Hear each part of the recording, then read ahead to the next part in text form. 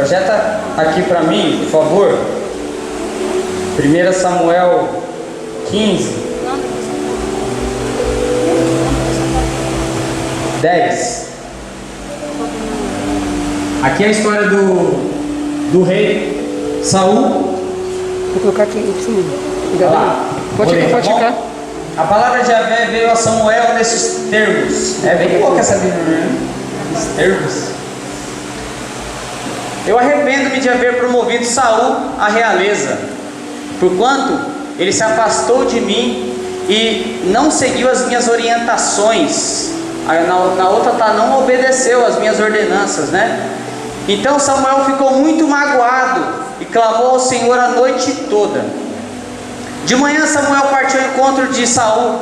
Deram-lhe esta informação: Saul foi a Carmelo, onde construiu um monumento em sua própria honra. Ó, que da hora. E depois partiu para longe e desceu para Gilgal. Está errado ali, ó, Gilgal, né? Mas é a tradução. Assim que Samuel o encontrou, Saul saudou dizendo: Bendito seja tu, de Yahvé, executei a ordem do Senhor. Contudo Samuel lhe indagou: E que são esses balidos de ovelha que chegam aos meus ouvidos? O que são esses barulhos de ovelha? Eu estou ouvindo barulho de cabrito, de boi, que chega aos meus ouvidos. O que é isso? O que é isso? Pula. Ao que replicou Saul: Bom, os guerreiros trouxeram de Amaleque. Eles preservaram o melhor dos animais, grandes e dos pequenos, a fim de oferecê-los em sacrifício ao Senhor, o teu Deus. Porém, destruímos totalmente o restante.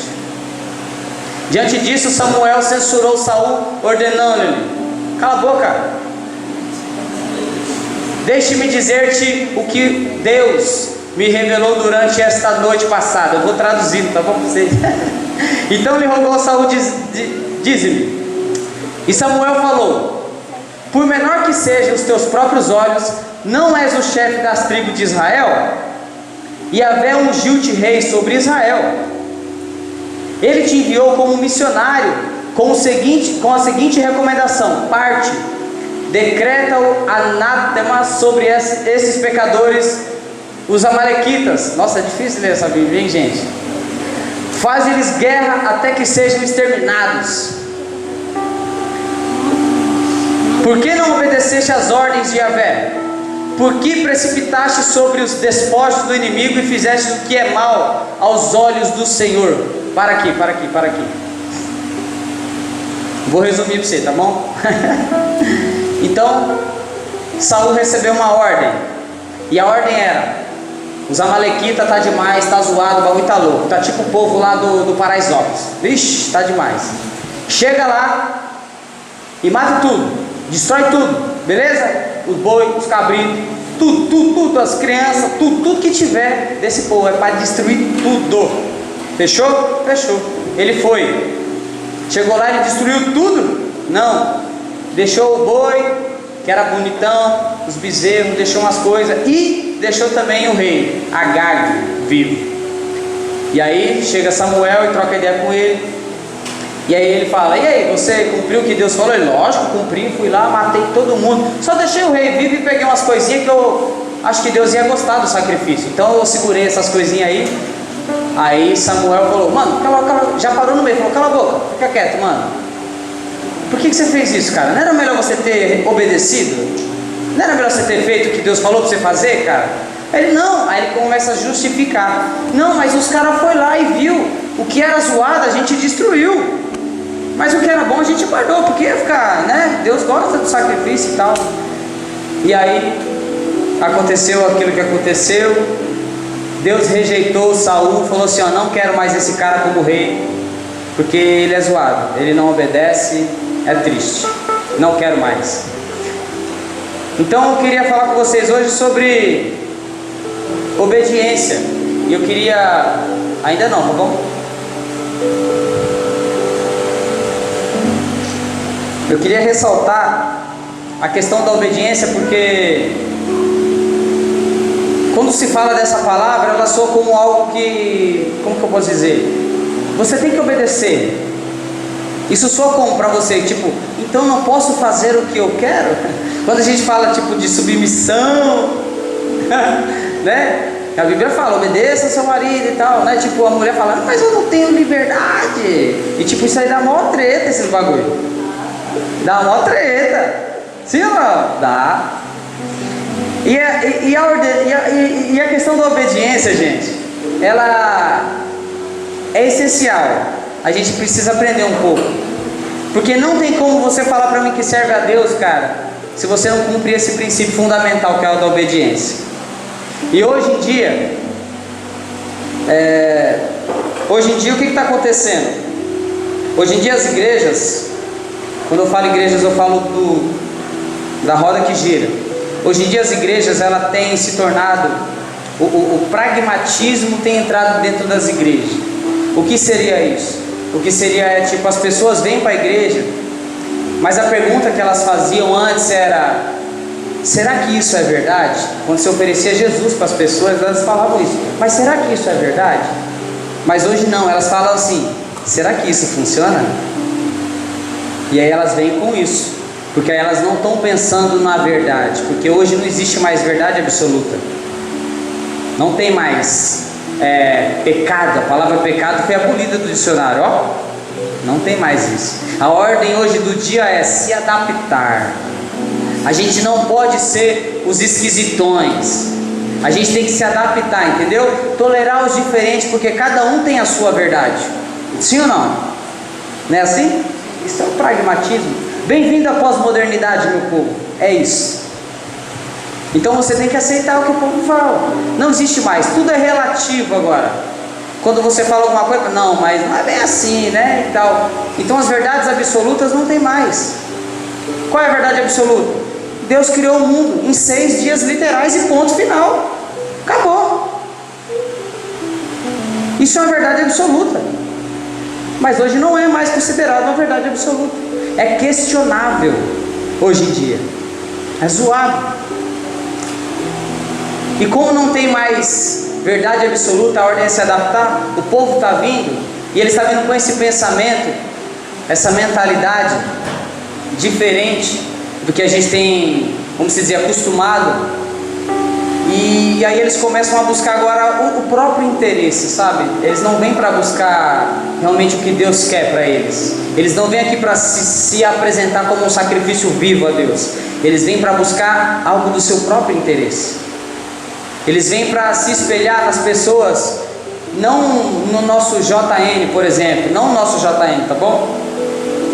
JN Andrews, tá? Hã? E pronto. Ele é Johnny Andrews. É verdade. Mas tem um cara chamado JN Andrews. Muita gente nem sabe quem ele é. Mas ele tinha o Novo Testamento decorado de cor na cabeça dele. Mas o que isso faz diferença para os jovens de hoje? Se ele não teve os 30 bilhões de dólares que o Mark Zuckerberg tem por fundar o Facebook. Que diferença isso faz, né? Quem os nossos jovens hoje querem ser? John Wesley? Quem eles querem ser? Quem é os heróis do seu filho hoje? Para quem eles estão olhando, gente? Será que eles estão olhando para um cara que quando pregava o chão abria? John Wycliffe? Ao ponto das pessoas acharem que estava indo para o inferno ali, ó, visualmente falando? Ou será que eles estão mais interessados em ser tipo a Beyoncé? O Justin Bieber? Não é verdade? Fazer sucesso, né? Buscar like no Instagram, como é que é? Curtida, esses baratos aí. Eu vou falar de novo, gente. Like, curtida, views. Isso aí é tudo igual dinheiro do banco imobiliário. É de mentirinha. Não se iluda com essas coisas. Mas é o que o povo tem buscado. É o que o povo tem visto e fala, não, mas é sucesso. E aí aquele mano que tem agora acesso à internet, ele começa a falar um monte de coisa agora, até sobre a palavra de Deus, porque agora ele tem a visão dele, e como ele tem um monte de seguidor, aí ele começa a falar agora as coisas, e o povo acha que aquilo que ele fala está certo, mano. Isso é zoado, muito zoado. Porque antigamente, eu não sei se vocês lembram, mas para um cristão falar na rádio, falar na televisão, o cara tinha que ter pelo menos 50 anos de igreja, várias igrejas, ele tinha que criar uma reputação para antes chegar e falar. Primeiro foi o cara da Deus e Amor, depois veio aquele outro cara da Brasil para Cristo, depois veio o Hernani, o Esteve Hernani. Enfim, os caras tinham já uma caminhada longa, mas hoje o cara tem 3 anos de convertido e já está ministrando na internet, já está falando para um monte de jovens, já está falando para um monte de galera, mano. E a informação chega, mas a informação não forma ninguém. E aí o que acontece? Fica um monte de gente, as igrejas, vamos se dizer assim, lotada, mas vazia, né? Isso que a pós-modernidade tem feito. E aí o que aconteceu? No mundaréu esse distúrbio louco que aconteceu na nossa geração, o que aconteceu?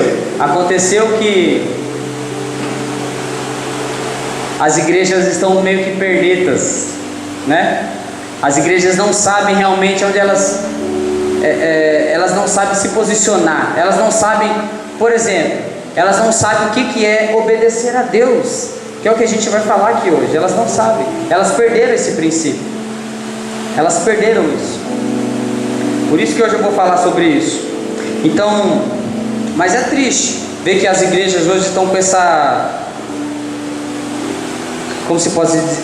como eu posso dizer, analfabetismo bíblico. Isso é a palavra mais correta que a gente pode usar, o analfabetismo bíblico. As pessoas hoje dizem que tem Bíblia, dizem que tem essas coisas, mas na verdade elas não praticam. Quer ver? Eu fiz uma pesquisa aqui, só para vocês verem, de uma revista chamada Religião e Vida. E olha só, ela fala que os crentes sabiam menos de Bíblia do que ateus e agnósticos. 14% só das pessoas entrevistadas deram respostas corretas. Olha as perguntas: os evangelhos são parte da Bíblia? Jesus escreveu algum livro da Bíblia? Quem entre Paulo e Jesus era um personagem do Antigo Testamento? Olha que louco, hein?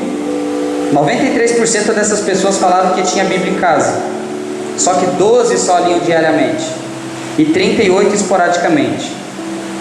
70% acreditavam que Deus ajuda quem cedo madruga, estava escrito na Bíblia.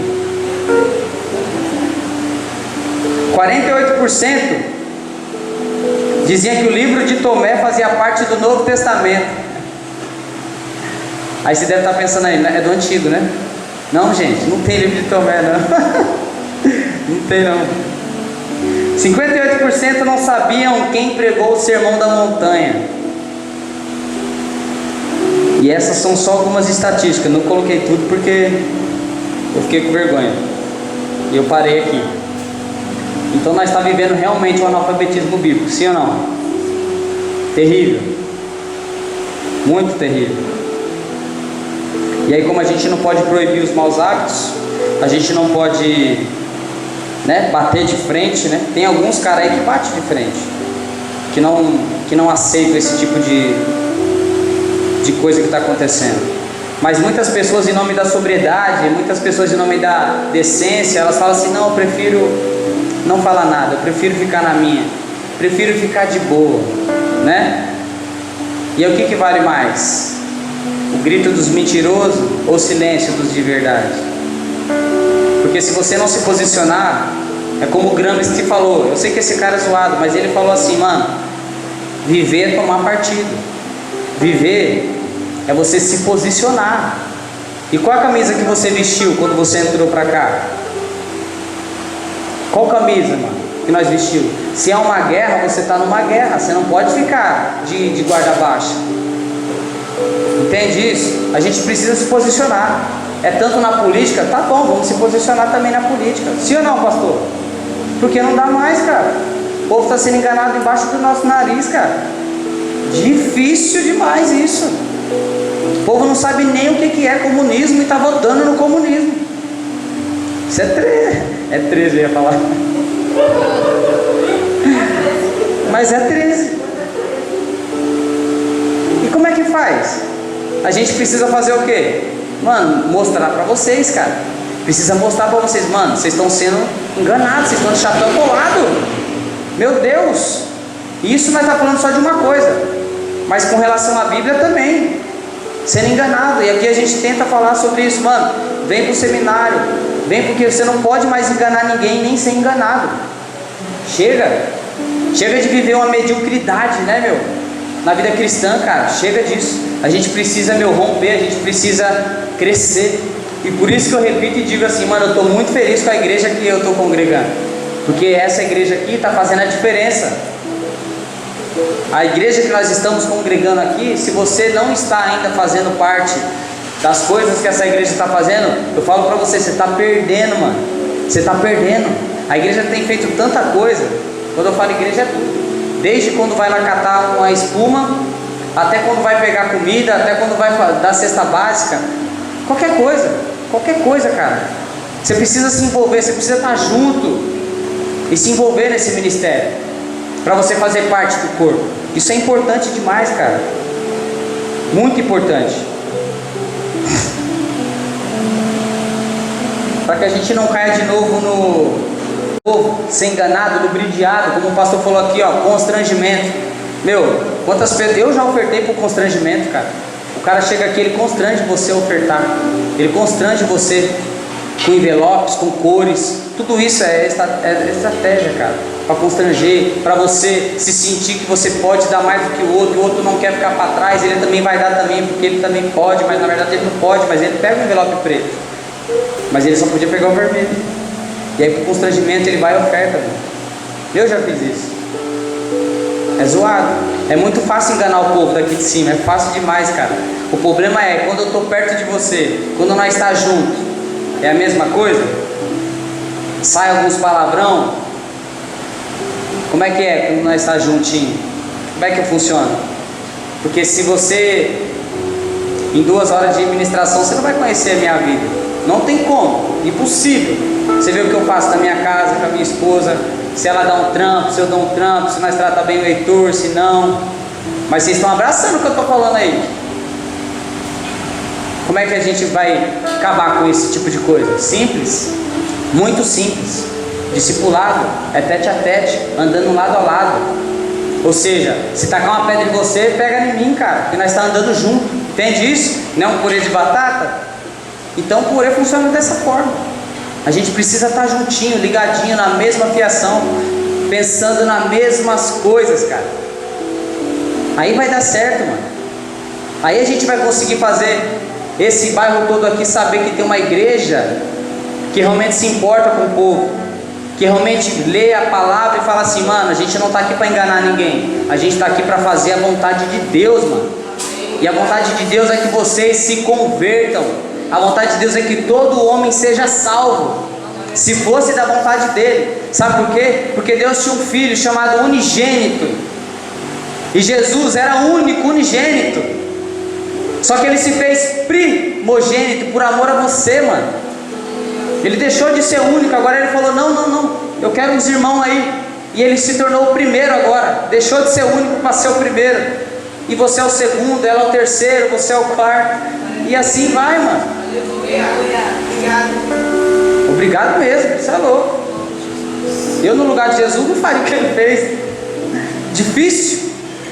Mas ele deixou uma ordenança para nós. Ele falou assim, se vocês realmente querem vir após mim, negue-se a si mesmo, toma a cruz e siga-me, né?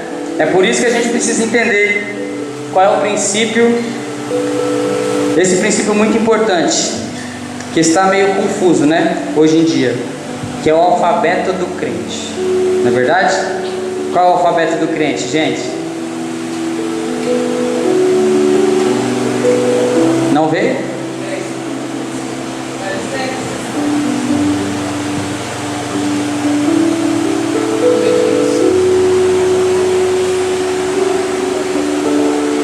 Obedecer. Que legal, né? Esse é o alfabeto do crente. Obedecer.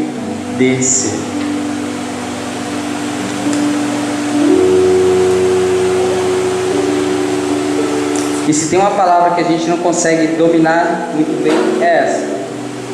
Como eu falei antes. Quando a gente fala essa palavra, você precisa obedecer. Seja você que tem um pai, você que tem um irmão, você que trabalha em alguma empresa. Quando fala assim, você precisa obedecer o seu superior. Você precisa obedecer o seu pai. Você precisa obedecer a lei de trânsito. Parar no sinal, né, Sibeli? Precisa obedecer. Só que as pessoas não conseguem, mano. Elas falam assim, não, eu não tenho mais que obedecer. A Bíblia não me ensina isso. Porque obedecer era a lei, né, pastor? Aí que o pastor até mostrou um negócio lá. O cara passou no farol vermelho, correndo, aí o guarda parou ele. E aí o guarda foi dar uma multa para ele. Ele falou assim, mas pastor, ô guarda, na moral, eu sou livre. Eu não estou debaixo da lei mais, eu estou debaixo da graça. Aí ele falou, tudo bem, mas você não tem o direito de sair fazendo o que você quer. Então por isso que eu estou te multando. Se você fosse livre mesmo, você não estaria sendo multado agora por desobedecer uma lei. Não é verdade? Então as pessoas confundiram esse obedecer que vem lá de trás, que Deus fala em Levítico, Deus fala em Número, fala para o povo. E Jeremias também fala, a única coisa que eu pedi para vocês não foi sacrifício, foi que vocês obedecessem a minha palavra. E o povo pega esse obedecer e traz. Quando chega no Novo Testamento parece que faz bum. Aí agora Deus se converteu. Deus era mal pra caramba no Antigo Testamento, agora Deus é bonzinho. Deus se converteu, aceitou Jesus. Oxe, que loucura é essa? É o mesmo Deus, é a mesma coisa. Mas aí a gente pega e fala, não, a gente não precisa mais obedecer nada, agora é graça. E aí se tornou a hipergraça. Foi formada uma graça hiper. Que barato louco, o pessoal confunde tudo. Olha que loucura que o pessoal confunde. Acha que agora tudo é liberdade. E essa tal de hipergraça está criando, sabe o que? Libertinos. Pessoas que acham que pode fazer o que quiser, a hora que quiser, que não vai dar nada. Saímos de um extremo, onde as doutrinas prendiam o povo demais, sim ou não? Por causa das roupas, dos costumes, dos baratos, que não podia isso, que não podia aquilo. E aí saiu e agora foi para outro extremo, falando, não, nós não precisamos de nada disso. Mas também, meu Deus, né? Foi para igrejas que podem, homem com homem, mulher com mulher, com tudo. Não, Deus ama. E ponto final. Essa é a hipergraça. E confundiram tudo, cara. Eles acham que o amor de Deus é o mesmo amor que está sendo ministrado aí no mundo hoje. Sabe qual que é o amor de hoje? O amor de hoje é: o meu filho vai, bebe uns goró, sai pro rolezão, vai lá no Estrada Mix, vai lá naqueles rolês lá, pega o carro, de madrugada ele vem, mata uma pessoa, liga para mim da cadeia, pai, tô aqui preso e tal, eu vou lá, ligo pro Bruno, vamos lá, Bruno, tirar ele, levar lá, pagar a fiança e pegar ele e vem embora. Esse é o amor. Eu amo meu filho, vou deixar meu filho lá, né, mano? Esse é o amor que as pessoas acham que Deus tem por ele. Você faz as cagadinhas do jeito que quer, e aí fica por isso mesmo. Aonde está escrito isso, cara? Aonde que Deus ensinou a gente a viver desse jeito, mano? Deus coloca uma ordem, uma ordenança, Ele fala assim, ó, meu povo, se vocês obedecessem, está lá em Salmo 81, depois vocês lêem lá, eu só queria que vocês obedecessem. Se vocês obedecessem, mano, vocês iam ter o melhor, só que vocês não obedecem. E quando não obedece, que é um princípio que Deus estabelece, Ele fala, mano, quando vocês não obedecem, maldição vai alcançar vocês, mano. Faz isso aqui, ó, escolhe vida, faz isso aqui. Quando vocês não escolhem isso, é maldição. Quando vocês escolhem obedecer, é isso aqui, ó, é uma condição, e precisamos obedecer. Só que aí, esse negócio de hipergraça ficou zoado, porque o pessoal acha que no Novo Testamento não tem o que seguir, não tem lei para seguir. Aí eu vou tirar isso da cabeça de vocês. Hebreus 7, 12 fala que vem falando de Melquisedeque. É um barato louco isso aí, sacerdote Melquisedeque, e Jesus vem dessa linhagem desse sacerdote. Só que quando há uma mudança de sacerdote, também há mudança de lei.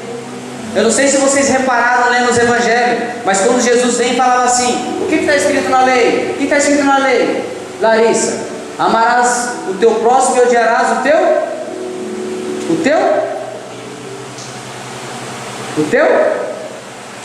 não sabe, né? Fala, não sei. O teu inimigo. Aí Jesus vem e fala assim: porém eu vos digo, ou seja, eu estou sobrescrevendo essa lei: amarás o teu próximo e também amarás o teu inimigo, aqueles que te perseguem. O que foi dito lá? Não adulterarás. Porém eu vos digo: se você vê uma mina, cobiçou com ela, já adulterou. Está sobrescrevendo em cima. Presta atenção, galera. Presta atenção. Mudança de lei. Por quê? Mudou o sacerdote. Se mudou o sacerdote, a lei muda. Só que a lei mudou para pior ou para melhor? E aí, Denis? Ficou mais fácil ou ficou pior? Mano, ficou pior.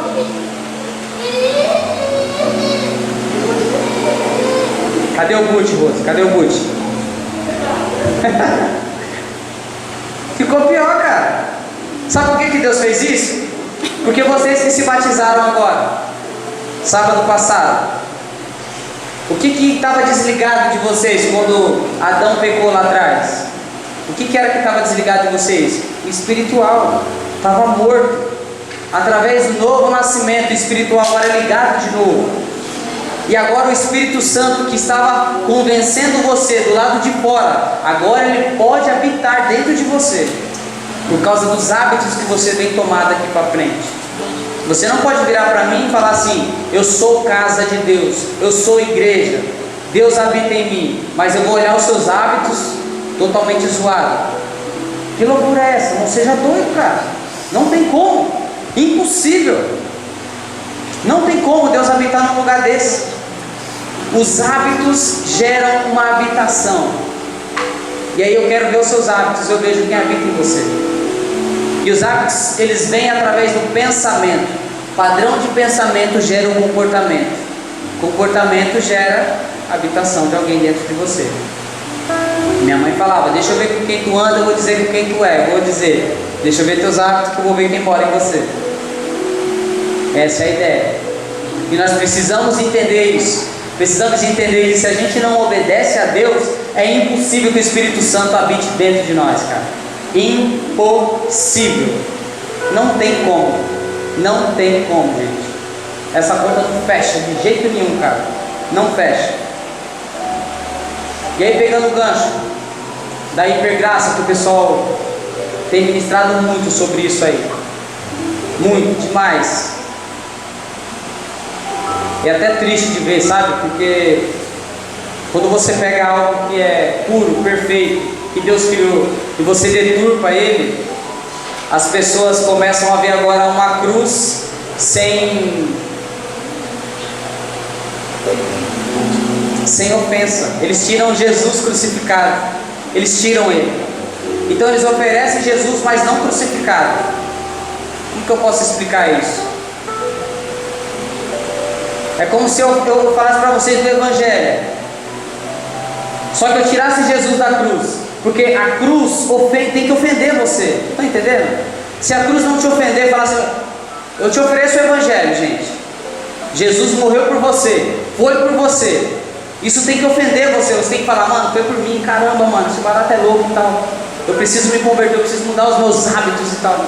Mas se eu tiro Jesus da cruz, fica só um Jesusinho pequeno.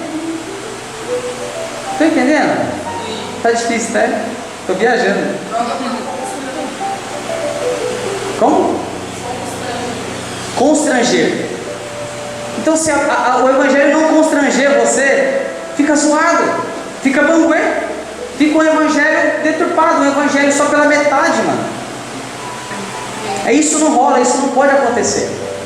Então, por isso que quando Jesus chama nós para ser discípulo dele, ele fala assim: ó. E é a primeira ordenança que ele dá: vocês querem mesmo seguir esse baile? Você quer mesmo, Fernandão? Você quer entrar no bonde? No bonde Jesus? Você quer entrar? Então é o seguinte: negue-se a si mesmo, toma a sua cruz e vem e siga-me. Essa é a primeira ordem que Deus dá para nós. E uma coisa que a gente precisa obedecer é essa: negue-se a si mesmo, toma a tua cruz e me segue. E o seguir ali, o pessoal acha que é assim: nossa, mano, minha cruz é minha sogra, minha cruz é é meu irmão que é zoado. O pessoal acha que a cruz é isso, mas a cruz ali é literalmente morte. Literalmente morte. Isso aqui está lá em Marcos capítulo 8, quando Jesus fala isso.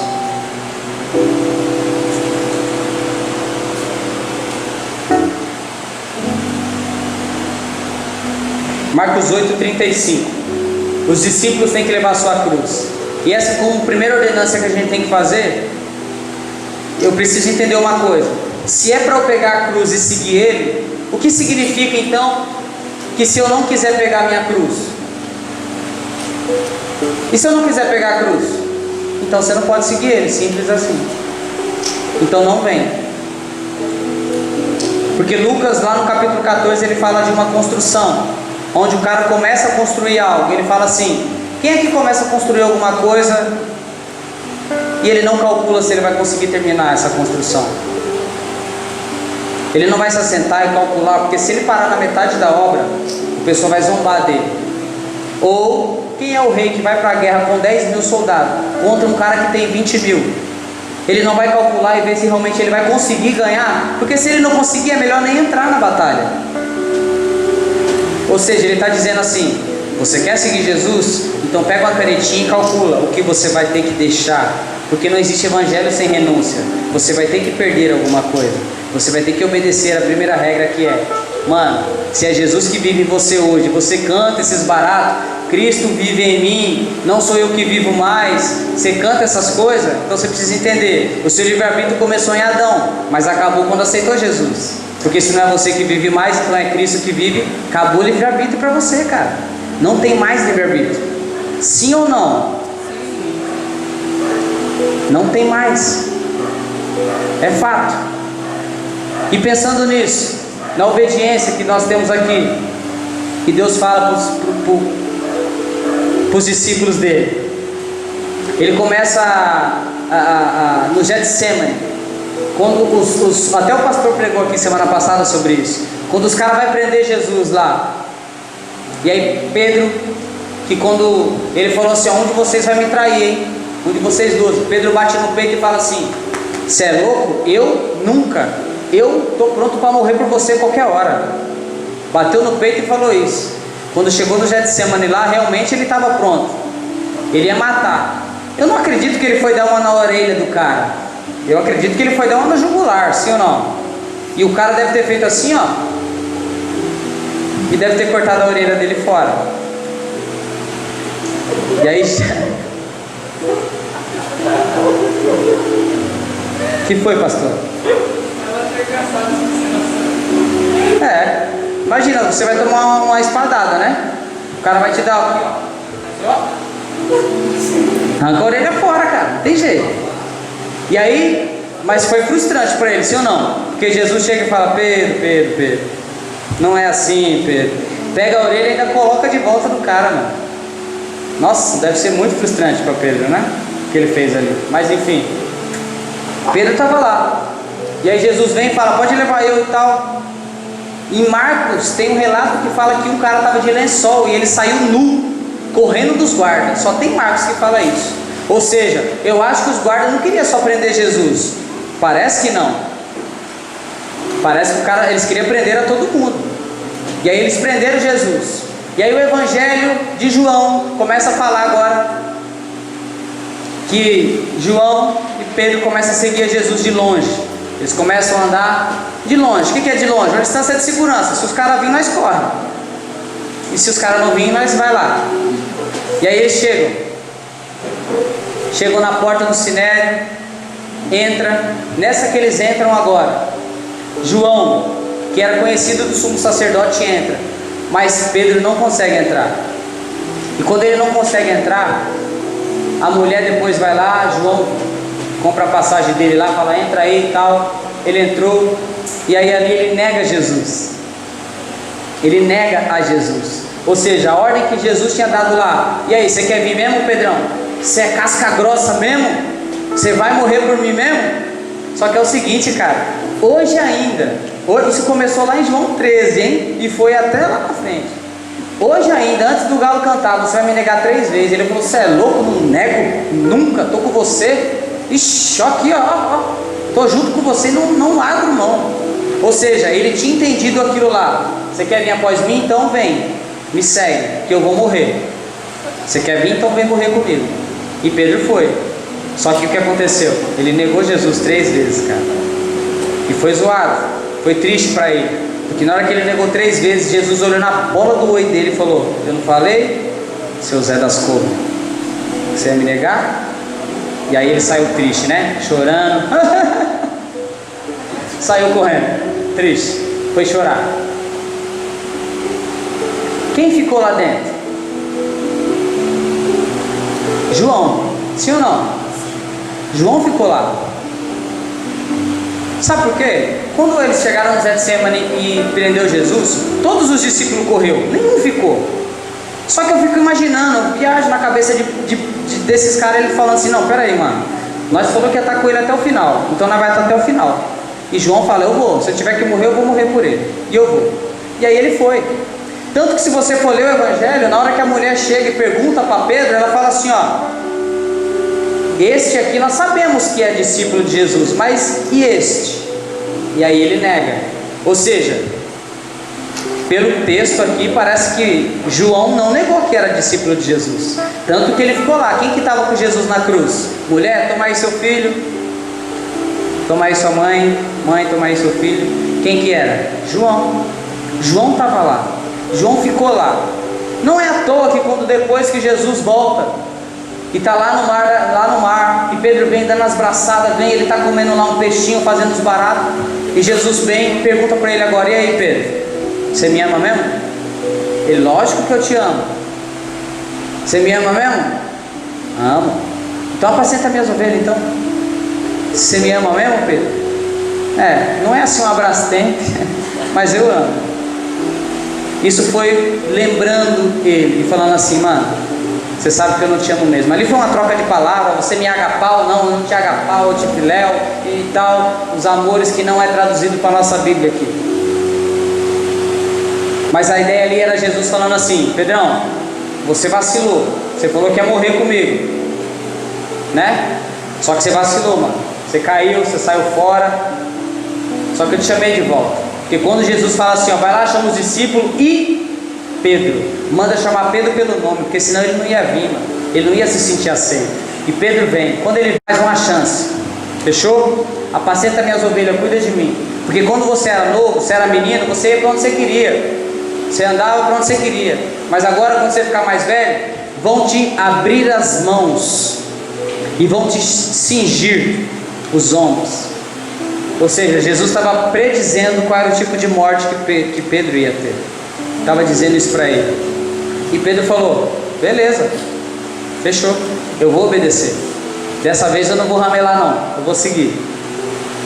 Só que aí quando ele estava trocando ideia com Jesus, andando com Jesus na areia, o outro discípulo estava atrás. A Bíblia fala que o discípulo a quem Jesus amava, né? Engraçado que só é escrito isso no Evangelho de João. E quem era o discípulo que Jesus amava? Ele mesmo escreve isso, o discípulo de Jesus. Imagina você escrever uma carta, ó, o discípulo que o resto amava, e o nome lá é Diego. Se sentia, não? Ele se sentia amado. Então ele escreve isso, e ele estava vindo atrás. E aí Pedro olhando, não, beleza, vou morrer assim, tá bom. Mas enquanto a este aqui, o que vai acontecer com ele? Jesus dá logo uma resposta e fala, mano, o que te importa? Se eu quiser que ele fique até que eu venha, isso é problema meu, não tem nada a ver com você. E aí, a partir daí, espalhou-se entre os discípulos, olha só, espalhou-se entre os discípulos essa frase de que o João não morreria até que Jesus voltasse. Ó, pastor, tinha um cara chapando, tinha um cara chapando mesmo, cara chapando, falando, João está vivo até hoje, está no meio das montanhas, está em algum lugar escondido aí, mas Jesus não voltou. Jesus voltou? Ele falou, não, então está vivo ainda. Está falando que João está vivo até hoje, gente, por causa desse texto que está aqui, lá em João 21, lá, se você for ler depois, você vai ver que está lá. Além de Pedro ser um ramelão que negou, que era tumultuador, ainda era fofoqueiro. Porque quem você acha que contou os outros discípulos essa coisa? Quem vocês acham? Só tinha Jesus, João e Pedro, certo? Jesus não é, porque Jesus depois subiu e foi para o céu. Fechou? Ficou então Pedro e João. Imagina agora Pedro. Pedro chega lá nos caras. Olha, é o seguinte: os outros discípulos estão lá, né? Natanael, os caras, tudo. E aí, Pedro, tá dentro? Tô dentro. Jesus me colocou de volta aí. Agora eu não vou ramelar, não. Agora eu vou morrer mesmo. Vou seguir a risca. Só que é o seguinte: não vai só eu, não. Vai ser vocês tudo, cambada. Tudo. Vocês tudo vai morrer também. Martirizado. Todos. Só o discípulo amado que não. Olha que fofoqueiro, tio. Que bicho fofoqueiro, né? Como é que pode? Só pra vocês não falar que eu estou falando grossa aí. Bota aí na Bíblia aí pra mim.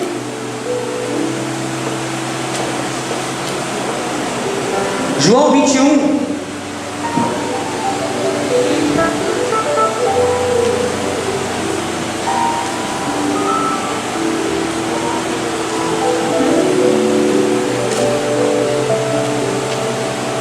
Pode passar para frente, lá pro 20, eu acho.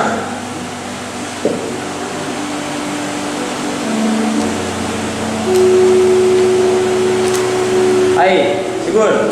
Pedro voltou-se e viu que o discípulo, a quem Jesus amava, o acompanhava.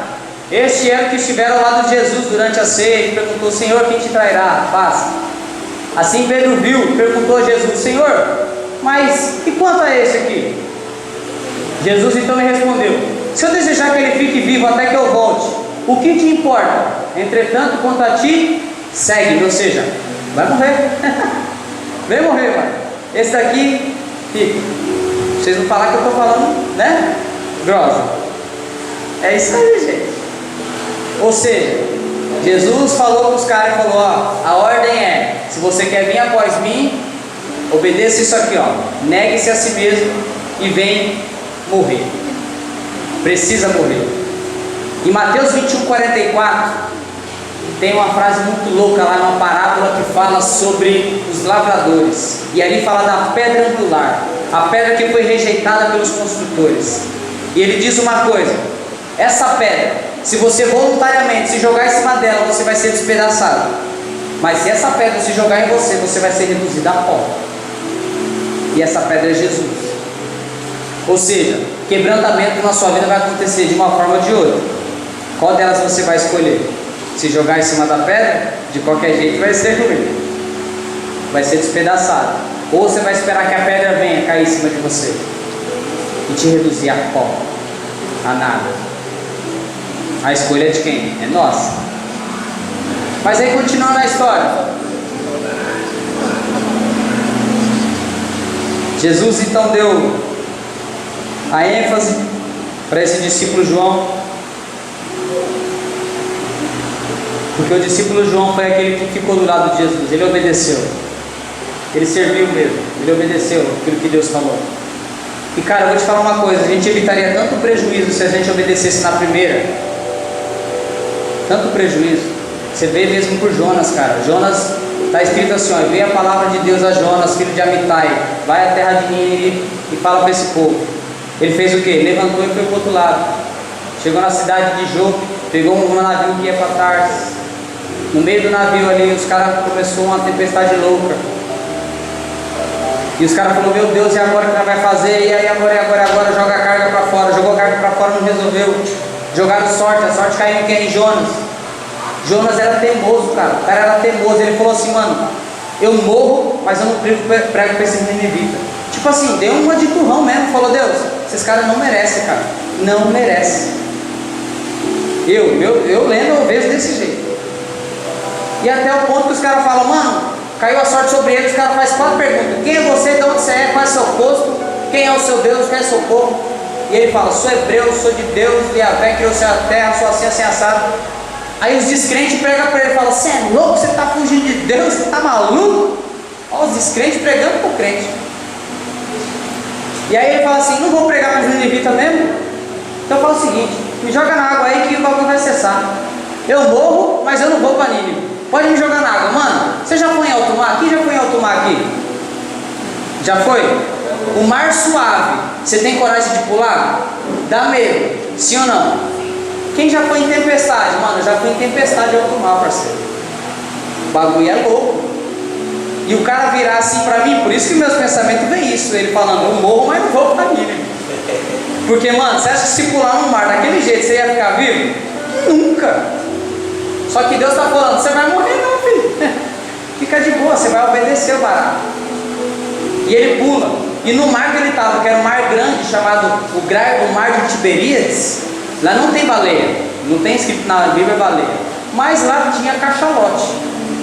E tem histórias de cachalote que já comeram os marinheiros. E teve um que saiu vivo de um, depois de uma semana. Então pode ser que ele tenha entrado dentro de um cachalote. Vai saber. Só que quando ele estava lá dentro, aí ele falou: mano, tô angustiado, tô zoado. Ai Deus, não vai ter jeito, né? Tá bom. O peixe vomita ele lá. No capítulo 3 é como se Deus falasse assim: e aí, vamos fazer as pazes? Deleta tudo? Deleta? Vamos começar de novo? Você vai obedecer agora? Beleza, vai obedecer, então tá bom. Começa no capítulo 3, a mesma coisa que estava no capítulo 1. Veio a palavra de Deus a Jonas, filho de Amitai: vai na cidade de Nínive e tal. Agora não fala que ele foi para lá, agora fala: e Jonas se levantou e obedeceu. Se tivesse obedecido na primeira, não teria evitado um monte de B.O. Se Saul tivesse obedecido, não teria evitado também a pressa que a pastora Kelly falou. A gente não consegue esperar, mano, barato acontecer. Saul aqui falou aqui, ó, no 13, Samuel 1:13, ele fala assim: meu, esperei 7 dias o Samuel chegar, o Saul esperando Samuel chegar, e Samuel não chegava. Quando deu 7 dias, ele falou: mano, vou sacrificar. Mano, para quem esperou 7 dias, esperar 15 minutos não aguentava. Porque quando ele sacrificou, o cara chegou na hora. Por que você não esperou? Mano, não tinha como esperar, você demorou pra caramba, que não sei o que. Meu Deus do céu, mano. Se você tivesse obedecido, Deus teria estabelecido o seu reino eternamente. E hoje nós não estaríamos mais chamando Jesus de Jesus, o leão da tribo de Judá. A gente poderia estar chamando Jesus, o leão da tribo de Levi, porque Saul era da tribo de Levi, sim ou não? Benjamim, né? Benjamim, errei. Poderia ter mudado. Só que o cara não obedeceu. E quando não obedece, o que acontece? Não acontece nada de bom. Então, eu queria passar para vocês a questão dessa obediência, sabe? Se você entrou nesse barco, vestiu essa camisa e fala que você é cristão, essa ordem eu queria deixar para você. Negue-se a si mesmo, cara. Tome a sua cruz e siga. Isso significa a morte literal. Se tiver que significar morte literal, a gente vai ter que morrer literalmente falando. Porque todos os discípulos morreram. Eu vou te falar um por um como é que eles morreram, em ordem alfabética. André morreu numa cruz em forma de X. Bartolomeu, chamado Natanael em outro evangelho, ele foi esfolado vivo e crucificado de ponta cabeça, ou também morto a chicotadas. Felipe morreu enforcado. João, que não morreu, tentou, aí piorou a situação, porque jogaram ele num balde de óleo fervente e o cara saiu do outro lado como se tivesse dado um mergulho na piscina. O cara era amado mesmo, né? Não tem jeito, gente. Chegar lá nós troca ideia com ele. Judas Tadeu morreu como mártir pregando na Síria e na Pérsia. Mateus, que era o Levi, foi morto à espada. Matias, que entrou no lugar de Judas, apedrejado e depois decapitado. Eu não entendi porque o reforço depois, né? Mata, depois decapita. Enfim, né? Deram um reforço. Pedro foi crucificado de ponta cabeça, de cabeça para baixo. Tiago, menor, foi crucificado. Alguns dizem que foi crucificado junto com Simão Zelote. Tiago, maior, morto por Herodes a fio da espada. E Tomé, morto por uma lança pregando na Índia. Todos eles morreram, foram martirizados. Eles entregaram a sua vida para Jesus. Eles realmente entenderam o que é pegar a sua cruz e siga-me. E eu queria que isso ficasse claro hoje para você. A obediência a Deus evita muito prejuízo, faz a gente parar de perder tempo. Eu tenho certeza que se a Kelly e o Reco tivessem obedecido a Deus na hora que ele falou assim, desde o começo lá, mano, é isso que Deus tem para fazer, tinha sofrido menos, sim ou não? Não tinha dado umas cabeçadas que nós deu no começo, né, pastor? Não digo nem prejuízo financeiro, eu digo mais tipo pensamento a milhão, umas coisas que não era para ter, sabe, roubado a nossa paz. E aí a gente pensando, mas e aí? E na hora que fala assim, não, vamos obedecer.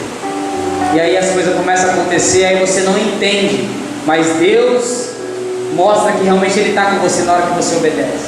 Porque a maior prova de se você ama Deus é 1 João 2, aquele que diz que o conhece e não obedece é mentiroso, mas aquele que diz que o ama e obedece os seus mandamentos, realmente esse o ama de verdade. Então a prova de amor é isso, que você obedeça os mandamentos de Deus, que você obedeça a lei de Deus, que você obedeça aquilo que Deus colocou na sua vida para você fazer.